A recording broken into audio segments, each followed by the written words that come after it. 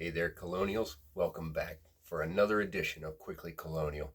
I want to take a few minutes here in the beginning and just thank you all for joining us.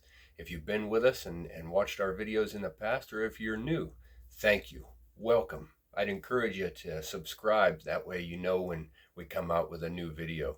And if you have any suggestions or ideas and things that you would like to see, please go ahead and leave a note for me, and I'll see what we can do. Today's message is exactly that. We put the message out, hey, what would you like to see? And somebody requested this. I stopped at a gas station on my way home yesterday to fill up, and I brought my change back to the car and put my change in my wallet, and I noticed that I had a few bucks. Where does this term bucks for a dollar come from? Well, believe it or not, it comes back the whole way to our beloved colonial times. The very first reference that we can find is from a guy named Conrad Weiser in 1748. Now, Conrad Weiser was a very, very good land negotiator. He worked with both the Indians and the colonists and worked together for a fair deal for both sides. He truly did. As both sides walked away happy with the transaction, that made him happy as well. He was a very fair tradesman. So where does the term buck come from? Well, it actually comes back from buckskin.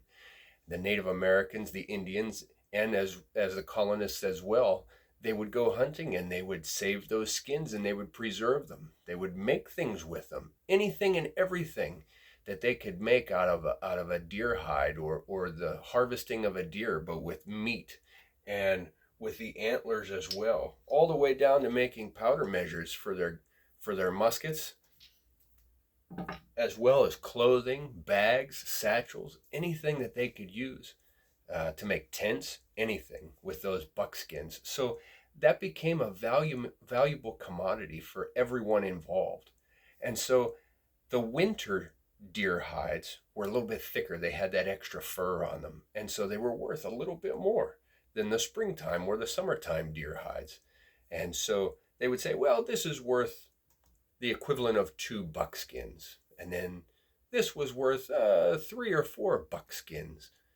And actually, there's a note from the 1750s that said a cask of whiskey was worth $5 or 5 buckskins, the equivalent.